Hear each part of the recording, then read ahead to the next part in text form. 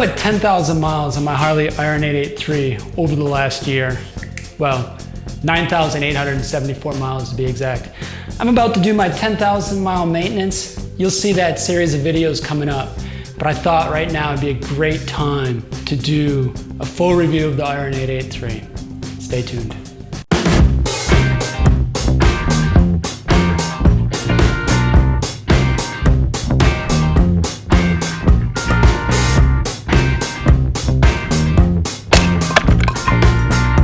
So no sports review would be complete without actually talking about its history and heritage. Visually and technologically, you can draw a straight line from Harley's early models to modern day Sportsters and link them up very well. Harleys are known for their 45-degree V-twin engines that produce that iconic potato, potato, potato sound. And the Sportsters, including the Iron 883, embrace that V-twin and that potato, potato, potato sound. But it wasn't until 1957 until Harley decided to put an 833cc engine into a lightweight frame, partially in an effort to compete with the peppy, lightweight European bikes that started to become popular in the United States. What was the result? The Harley Sportster dominated Harley's sales for years to come. Only 1,983 XL models were produced that first year. But by a year later, in 1958, 3 other models were put in production by Harley. The XLC, a high compression model, the XLH, the racing model, and even an off-road version, the XLCH. The American market was quick to embrace the Sportster. By the late 60s, the Sportster was only second to their top Electroglide models. By 1970, the Sportster became Harley's top production model, selling nearly 9,000 units that year. You can look at a 1957 XL model side by side with the 2017 XLN model and see a great deal of similarities between the two. Sure, some changes have occurred. In '86, they went from the Iron Head to the Evolution motor, which today is known for its bulletproof reliability. In 2007, the Sportster models went from carburetors to fuel injection. So it's 6-year-old style with 30-year-old technology packaged into a great bike that's fun to ride.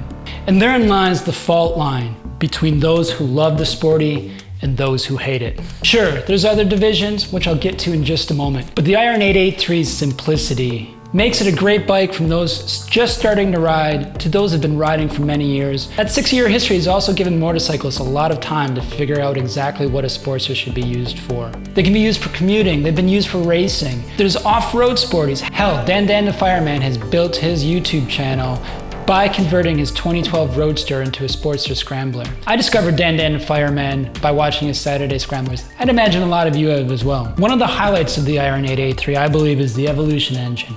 It has 30-year proven reliability. Some would argue that the Evolution engine saved Harley-Davidson, saving it from bankruptcy and the unreliability of the AMF years. While riding the Iron 883, the Evolution engine makes itself known. Not only just through that iconic potato-potato sound that you hear out of the exhaust, but you can hear this engine. You can hear piston slap. A lot of cars, if you hear piston slap, you're gonna know that something's wrong with that car. But this air-cooled engine is built loose. It needs some flexibility when it expands as it gets hot. So you're gonna hear that piston slap. The Evolution engine also isn't known for being oil tight. By its sheer design, oil mist is gonna come out of the breather tubes, collect in the air cleaner, and when it pulls up, it's gonna wind up on your pipes and on your engine, and unfortunately on your seat and pants. There are ways to counteract that, but it's just something you gotta deal with. For me, part of the enjoyment is to smell the oil and smell the gas. Feel like I'm on a machine while I'm riding it. Let's talk about the transmission for a bit. Up until 1991, Harley Sportsters had 4-speed. In 1991, to much celebration, Harley's got 5-speed transmission. When you shift a Harley Iron 883, you can feel and hear that clunk of the transmission when you shift gears. Some love it, some hate it. Is it precise? No. But that's part of the enjoyment of riding a Harley Iron 883. It makes you feel like you're riding a machine when you feel that clunk. So the Iron 883 is geared so it's very torquey, low in the rev range. Some argue that the Iron 883 is a bit underpowered for highway speeds. But the reality is a lot of riders just aren't used to those high RPMs. On country roads, I'm finding myself switching between 4th and 5th gear quite often. So I'm almost always high in the RPM range when I'm going at highway speeds. Some argue that the 5-speed transmission is a limiting factor for the enjoyment of riding a Sportster. Should it be geared a little bit differently if you mainly want to ride on the super slab? Yeah, maybe. But for country roads, I find the transmission, the way it's geared makes it an awful lot of torquey fun. So these Michelin Scorchers come stock in the 2017 Harley Iron 883. 19 100 in the front, 16 150 in the rear. That offset between the 19 and the 16 inch gives the Harley Iron 883 a top-heavy feel to it, especially while slow maneuvering. But this skinny 19-inch wheel makes cornering with the Harley Iron 883 a dream. I feel like this bike goes wherever I point this tire. I've put nearly 10,000 miles on these, and I'm probably due for a change, maybe in about 1,000 miles or so. I might be able to get away with 1,500, but that'd really be pushing it. These tires have lasted a long time, and for the most part, they've gripped really well. Rainy conditions, maybe not the best, but they're an all-purpose street tire. If you spend a great deal in the rain, you might want to look for a different option. But all in all, I'm pleased with the Michelin Scorchers for the number of miles and for the use that I got out of them. In 2016, Harley upgraded the shocks for their Harley Iron 883s. Are these the best shocks in the world? For the most part, they do a great job. The only time I notice the shocks, honestly, is when I hit a major pothole and I can feel it throughout my bones. Same with the front end forks here. They do their job, and for the most part, I don't think about them, and the only time I notice them is when I hit a major pothole. Talk a bit about brakes and rotors.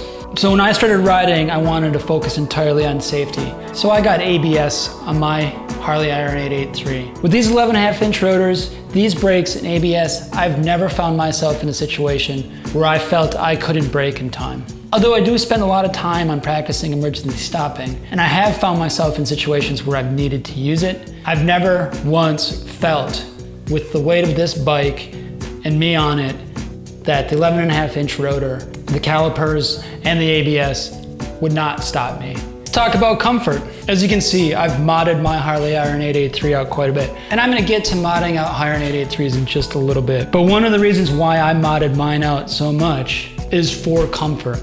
Stock handlebars, I think they look great on the bike. And with that tuck and roll seat, the design is great. Both combined, not so comfortable, especially for longer rides. That stock seat is made of plastic and foam, and if you spend any time on it, you're gonna realize that you need to change that awfully quick. If you decide to upgrade your seat and keep your handlebars, and you don't mind that aggressive stance with stock handlebars, I'd say continue with that. If I wasn't taking a Route 66 trip this summer, which is why I put on the Biltwell chumps, I would probably have kept my stock handlebars on a little bit longer or gone with drag bars. But the stock handlebars does put you in a more aggressive position. And I think a lot more riders preferred the mini apes, which is why the 2018 Iron 1200 now have mini apes on them. It's a much more natural position.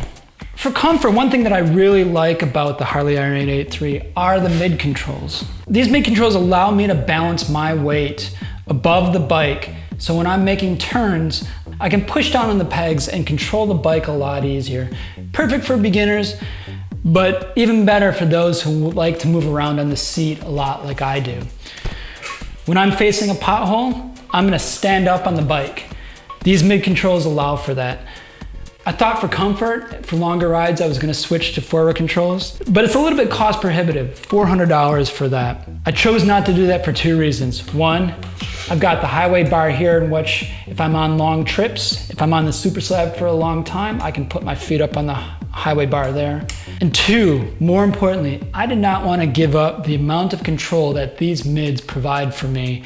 Gives me the ability to control the bike a lot easier and allows me to move around on the bike a lot easier as well. Aesthetically, I think the Harley Iron 883 is a gorgeous bike. Gone are the days of your father's chromed out bike. The subtle and clean lines of this bike draw a lot of other Gen Xers like myself and millennials to the Harley Iron 883. It's where the motor company is going. You can see a lot of the specials and a lot of the newer bikes are blacked out, and I really enjoy that style. We spend a great deal of time on our motorcycles shouting, "Hey, look at me," not literally, but by surely riding them, swapping out our exhaust, doing our own modifications, making it our own. We spend a lot of time drawing attention to ourselves. It's kind of nice to have that subtle blackout look. I chose the olive gold because I wanted to stand out a little bit from other riders. There's a few subscribers to this channel with the olive gold, and I love it that you've shared your bikes with me. I've chosen the olive gold because I feel I stand out a little bit from other riders. You see a lot of Harley Iron 883s that are matte black or the cream color of 2015. Bikes look great, but it's nothing like this olive gold green color. So what the heck is this bike used for? The beauty of having 60 years of evolution on a Sportster leading up to the Harley Iron 883 is you can realize that this bike can be used for a lot of different purposes. Yes, the low-end torque does make it a great bike for urban environments, but it's also a lot of fun in the twisties. I've modded my Harley Iron 883 out right now for comfort and versatility while riding long distances, and I'm going to be taking that Route 66 trip later this summer.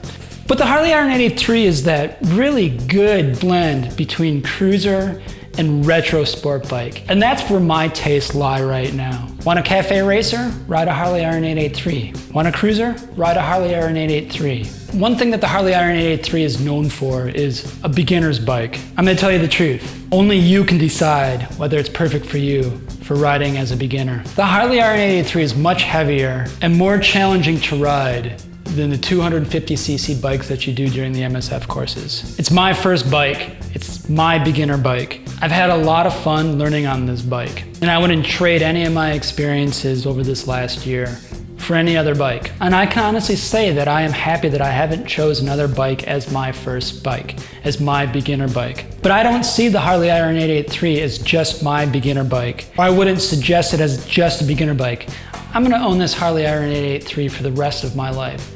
I'm emotionally attached to this bike, so unlikely that I will give up this bike. I learned a lot riding this Harley Iron 883 over the last year. I have a lot more to learn on it. But it shouldn't be perceived as a bike to learn on. This bike is so much fun to ride. It has enough power to keep me interested, so it's not necessarily just a beginner bike. But as I was saying, you need to look at your personality, you need to look at your riding style. It may be a good beginner bike, it may not be a good beginner bike. You need to decide that for yourself. Go to Harley Davidson, sit on it, ride it, find out if it'd be good for you to ride for the first year or two. For me, it's a bike that I don't see as just my beginner bike. It's a bike that I see me owning for a very long time.